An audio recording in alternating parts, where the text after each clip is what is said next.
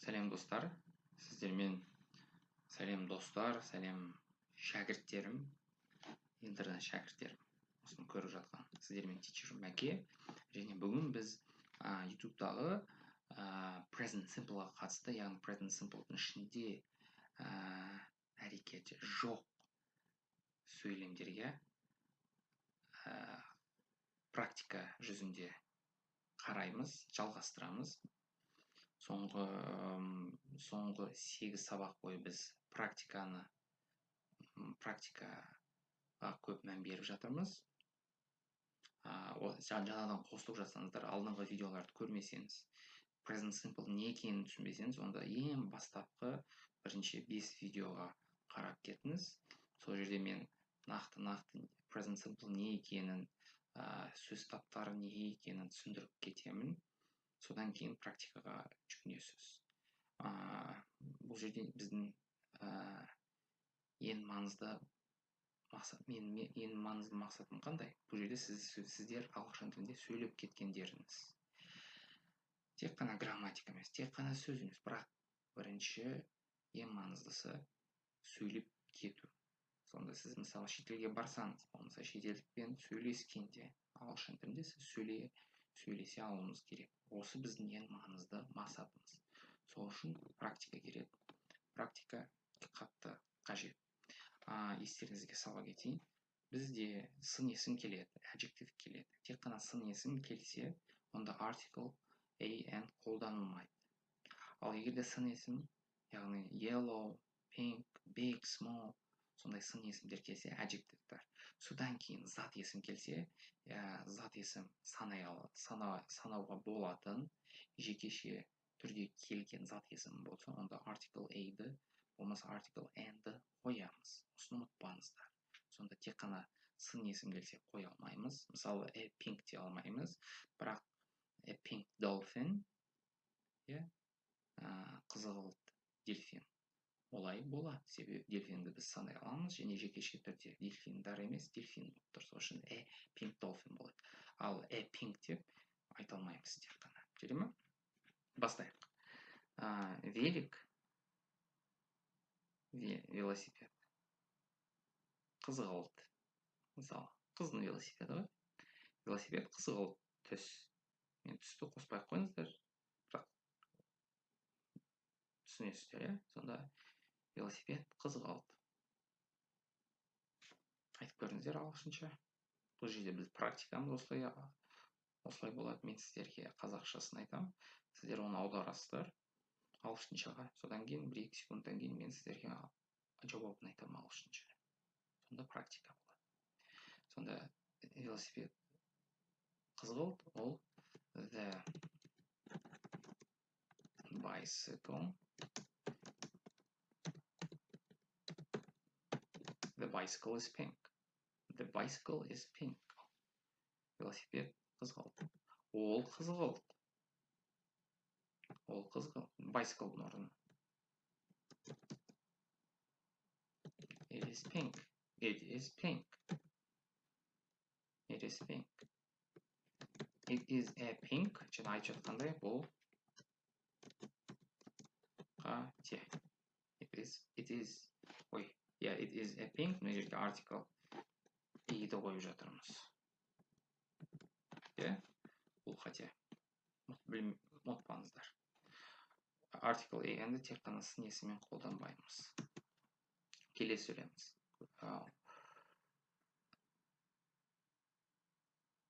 Олар қызғылт. Велосипедтер көпше түрде келіп жатыр. Олар қызғылт. Айтып көріңіздер. They are pink. They are pink. They are pink. Қараңыздар.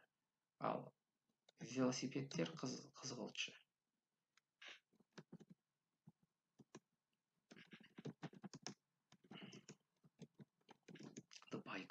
The bicycles are pink. The bicycles are pink. Велосипедтер қызғылт. The bicycles are pink. The bicycles are pink. Велосипедтер қызғылт. Ал осылайша.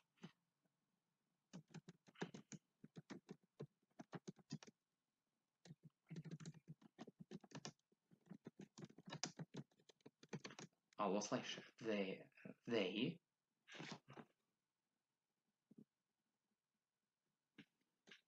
the bicycles they are pink. Бұлай дұрыс па? Жоқ, бұл қате. Себебі бастауыш алдыңғы сабақтарда айтқандай зат есім мен есімдік бірге келмейді.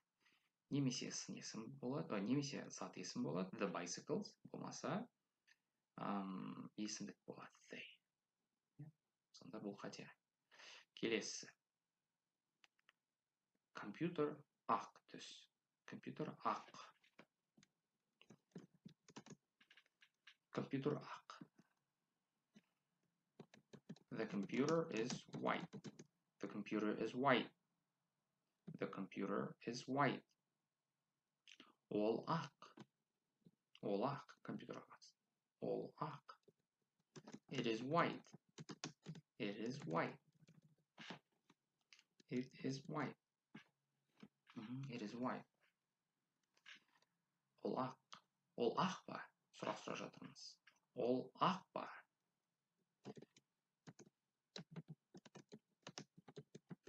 Is it white? Is it white? Сіздермен қазақшасын айта салысымен тез ойланып, ағылшыншасын айтуға тырысыңыздар. Мен жауабын айтпай тұрып. Ол ақ па? Is it white? Компьютер ақ па? Компьютер ақ па?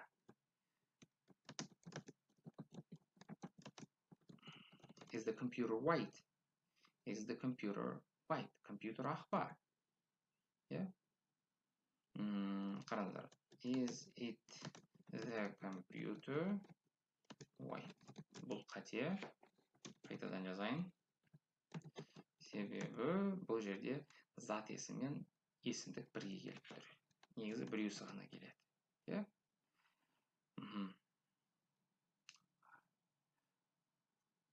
Жаңа сөз сіздерге портмоне. Қалай болады ағылшынша? Ер адамдық.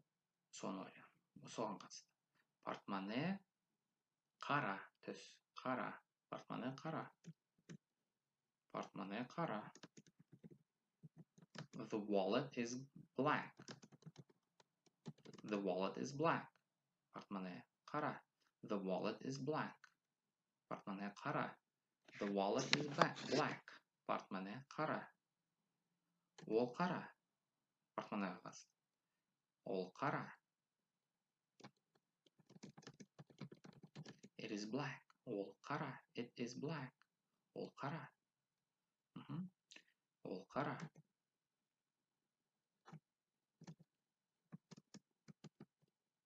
Келесі сөйлеміз. Мына сөйлем дұрыс па? Жоқ, бұл қате. Түсініп жатқан шығарсыздар, ақырында. Сонда портмоне және it екеуі бір болған соң, it ол портмоне, the wallet ол it. Екеуі болған соң бірге келмейді. Болмаса it болады, болмаса the wallet болады. Бірақ екеуі бірге болмайды. Шере ме? Осыны білдіңіздер.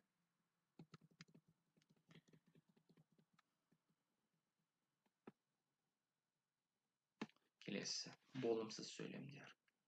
Сөмке көк емес. Сөмке көк емес. Сөмке көк емес.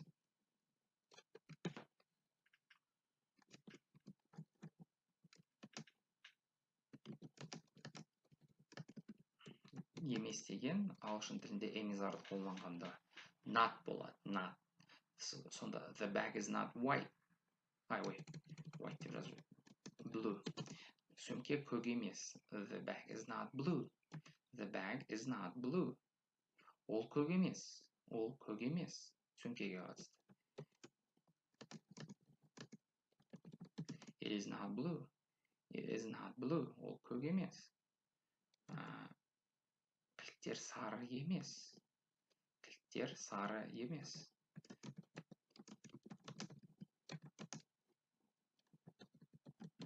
The keys are not yellow.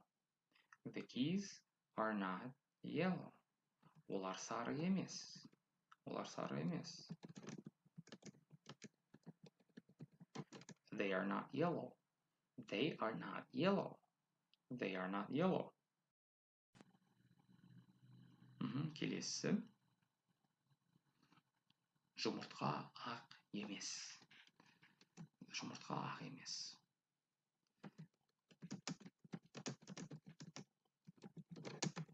The egg is not white. The egg is not white. Олар ақ емес. Олар ақ емес.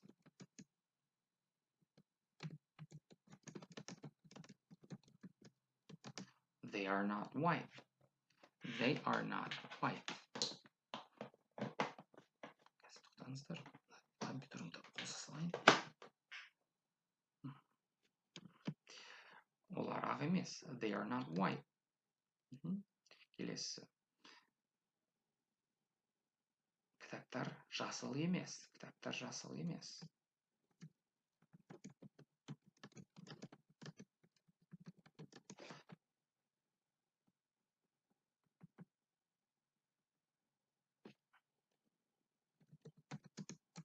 The books are not green. The books are not green. Кітаптар жасыл емес. Олар жасыл емес. Олар жасыл емес. They are not green. They are not green. Көйлек қызыл емес. Көйлек қызыл емес.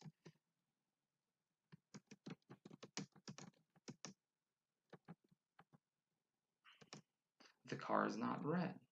The car is not red. The car is not red. Ол қызыл емес. Машинаға қатысты. Айтып көріңіздер, айтып отырыңыздар. Жай тыңдамай айтып отырыңыздар. Практика болсын. Пассивно тыңдамаймыз. Ол қызыл емес. It is not red. It is not red. It is not red. Үй қара емес. Түске қатысты. Үй қара емес. The house is not black. The house is not black.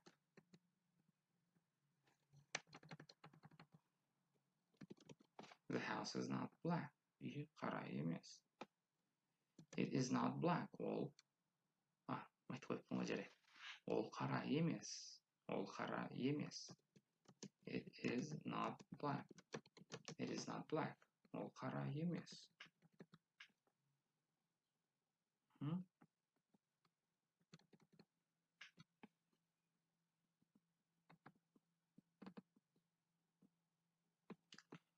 Қолшатыр жасыл емес. Қолшатыр жасыл емес.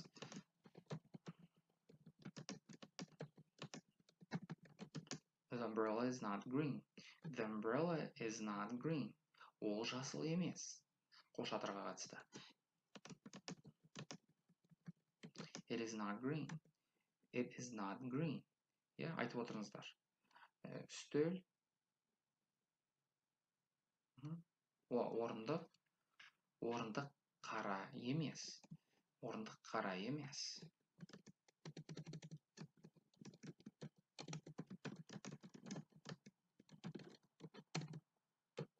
The chair is not black. The chair is not black. Айтып кететін нәрсе, бұл видеоны сіздер міндетті түрде көрудің қажеті жоқ.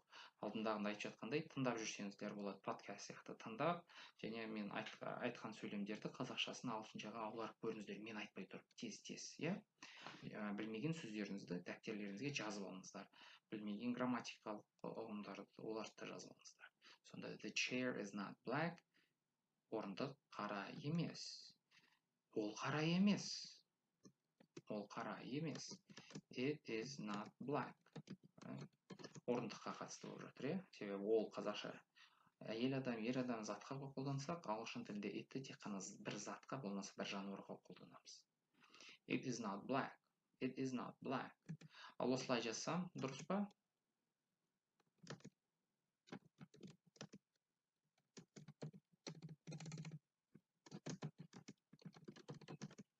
Бұл қате. The chair is not black деп айтсам. Ол қате. Не үшін? Себебі бастауыш зат есім және есімдік болып тұр. Екеуі бірге келмейді. Велосипед қызғылт емес. Велосипед қызғылт емес. The еру деп болдырған.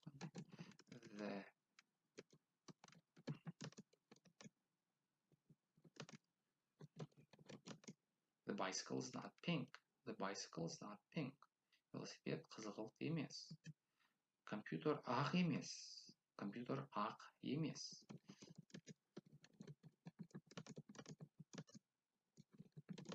The computer is not white.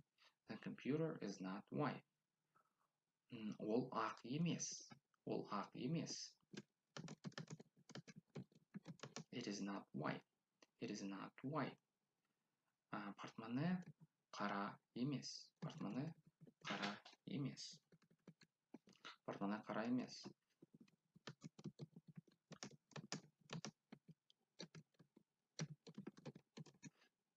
The wallet is not black. The wallet is not black. Портмоне қара емес. Ол қара емес. Яғни портмонеға қатысты. It is not black. It is not black. It is not black. Ол қара емес. Байқасаңыздар, мен мына сөздерді қысқартып жатқан жоқпын. It is-ді it's деп айтсақ та болады. Білесіздер оны. Кейбіреулеріңіз білмесеңіздер, олай да қысқартуға болады. Бірақ мен олай жасап жатқан жоқпын. Себебі бұл бастауыш деңгейі болған соң мен еш қиындықсыз ең оңай түрін айтып жатырмын. Содан кейін қысқартамыз. Әрине сөйлемдерді қиындатамыз. Қосатын нәрселерін қосып, алатын нәрселерін алып жатамыз. Бірақ бұл әліппе ең оңай практиканың түрі. Сол үшін осы практикаға ең оңай нәрседен бастаңыздар. Әрқашанда оңай нәрсемен бастаңыздар. Егер де сіз бір нәрсені түсінбей жатсаңыз, онда сіз ол қиын болды деген сөз. Сол үшін сіз Сократтың методикасы бойынша бір ірі нәрсені түсінбесеңіз, оны кесіп бөлшектеп ұстау керек. Оны әлі түсінбесеңіз, тағы да бөлшектеу керек деген сөз. Сол үшін ең оңаймен бастаймыз. Содан кейін ақырындап практикадан кейін басқа нәрселерді қосамыз. Құрметті шәкірттерім, ұмытпаңыздар, тез нәрсе жоқ. Адам қазақ білім алу құдықты инемен қазғандай деп босқа айтпаған. Сабырлық керек және еңбекқорлық керек. Бісмилләһіррахманиррахимді айтып бастаңыздар. Және көп сабырлық керек, көп еңбек керек. Еңбек деген тек қана видеоны көру емес. Еңбек бұл күн сайын соны ойлау, айту, әр жерде сөйлеуге тырысу, ережелерді жазып алу, сөздерді жаттау, менен сұрақ сұрау, маған байланысқа шығыңыздар. Сол достар, сіздермен хабарда болайық. Қай жерде жүрсеңіздер, аман жүріңіздер. Келесі сабаққа шейін кездескенше саламат болыңыздар. Егер де видеоларым ұнап жатса, лайкты басып, комментарий қалдырыңыздар. Осы каналыма жазылыңыздар. Және басқа достарыңыздарды, таныстарыңызды осы каналға тартыңыздар. Себебі әр қазақ білімді болсын. Сол менің ең негізгі мақсатым сол болып тұр. Сол үшін өсе берейік, даму берейік бірге. Бұл сіздердің де каналдарыңыз.